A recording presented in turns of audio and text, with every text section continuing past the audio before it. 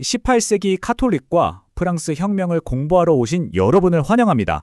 어떻게 가장 카톨릭적인 국가가 교회에 등을 돌렸을까요? 스스로를 카톨릭 교회의 장녀라고 부르던 나라가 어떻게 불과 몇 년 만에 교회를 파괴하려고 했을까요? 정말 극적인 전환이죠. 오늘 바로 그 원인을 파헤쳐 보겠습니다. 자, 그럼 혁명 이전으로 한번 돌아가 보죠. 당시 교회 상태는 어땠을까요?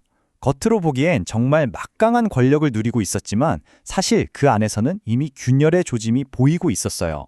보시는 것처럼 1789년 이전의 프랑스는 흔히 왕자와 제단의 동맹이라고 불렸습니다.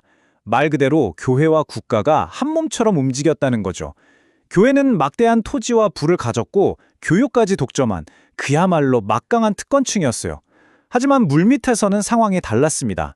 안으로는 신학 논쟁으로 시끄러웠고 밖에서는 계몽주의라는 새로운 사상이 교회의 권위에 도전하면서 서서히 기반이 흔들리고 있었던 겁니다. 자, 그리고 마침내 혁명이 교회를 덮칩니다. 처음에는 둘 사이가 나쁘지 않았어요. 오히려 협력하는 분위기였죠. 하지만 그 관계는 곧 격렬한 충돌로 바뀌게 됩니다. 이게 참 놀라운데요. 혁명 초기에는 많은 성직자들이 개혁을 지지했어요.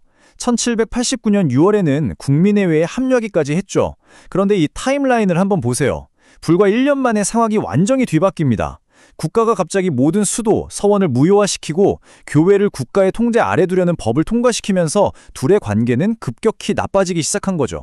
그 결정적인 충돌 지점이 바로 이 성직자 민사 기본법이었습니다. 이 법의 핵심은 이거예요. 프랑스 교회를 로마 교황청에서 떼어내서 아예 국가에 소속된 기관으로 만들려는 거였죠. 성직자들을 국가 공무원처럼요. 그래서 모든 주교와 사제를 선거로 뽑고 다른 무엇보다도 국가에 먼저 충성을 맹세하라고 요구했던 겁니다. 결국 이 충성 맹세 때문에 프랑스 교회는 완전히 둘로 쪼개집니다. 이 표를 보시면 쉽게 이해가 되실 거예요. 국가에 맹세한 선서파 성직자들은 혁명을 지지하는 애국자가 됐고요. 반대로 교황에 대한 충성을 지키기 위해 맹세를 거부한 비선서파 성직자들은 순식간에 반역자로 낙인 찍히게 된 거죠. 그리고 이 분열은 곧 끔찍한 박해로 이어졌습니다. 혁명이 점점 더 과격해지면서 공포정치가 시작됐거든요. 이때부터 국가는 아예 기독교 자체를 없애버리려는 시도를 하게 됩니다. 맹세를 거부했던 성직자들은 당연히 국가의 적으로 몰렸습니다. 그 결과가 바로 이 숫자입니다. 약 3만에서 4만 명에 달하는 성직자들이 나라에서 쫓겨나거나 몸을 숨겨야 했고 심지어 수천 명은 목숨을 잃었습니다. 박해는 여기서 그치지 않았어요. 아예 프랑스 사회에서 기독교의 흔적을 완전히 지워버리려는 전면적인 탈기독교화 운동으로 번져나갔습니다. 그 가장 상징적인 사건이 바로 노트르담 대성당을 이성의 신전이라는 이름으로 바꿔버린 일이었죠. 묘지 입구에는 이런 문구를 새겼습니다. 죽음은 영원한 잠이다. 기독교의 부활이나 사후세계를 정면으로 부정하는 거죠. 이 문구 하나가 당시 운동의 핵심을 정확히 보여줍니다. 교회들은 문을 닫았고 십자가는 부서졌습니다.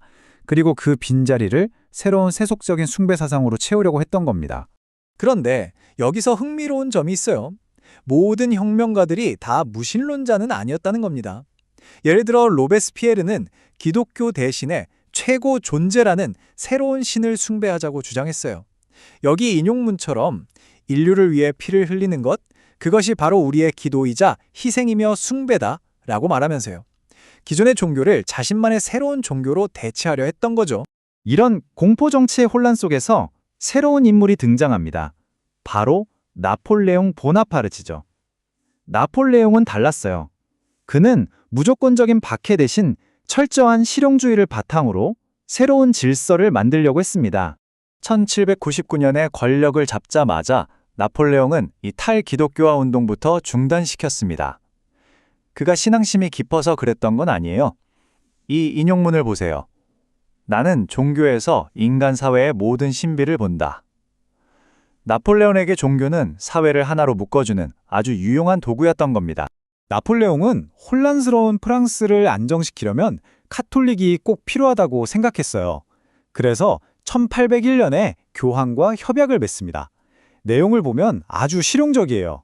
카톨릭을 대다수 국민의 종교로 인정은 해주지만 주교를 임명하고 성직자에게 월급을 주는 건 국가가 하겠다는 거죠. 한마디로 교회를 국가의 통제 아래 둔 겁니다.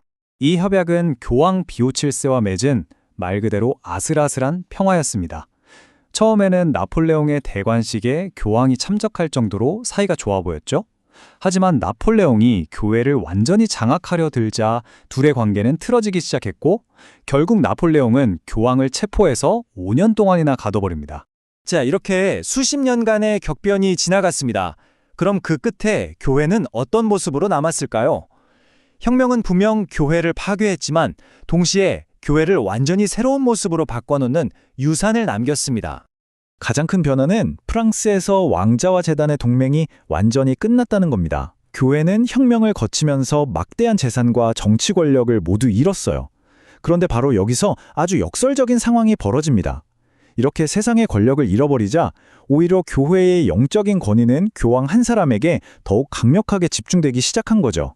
혁명정부에 맞서 고난을 겪은 교황은 전 세계 카톨릭 신자들에게 영웅이자 순교자로 비춰졌습니다. 결국 프랑스에서의 권력 상실이 역설적으로 전 세계 카톨릭에 대한 교황의 권위를 강화시키는 예상치 못한 결과를 낳은 셈입니다.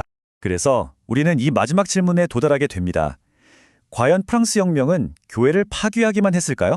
아니면 아주 역설적이게도 교회를 오히려 더 강하게 만든 걸까요? 이 질문은 가장 파괴적인 역사적 사건조차도 우리가 전혀 예상하지 못한 또 서로 모순되는 결과를 낳으면서 오늘날의 세계를 만들어 왔다는 것을 잘 보여줍니다.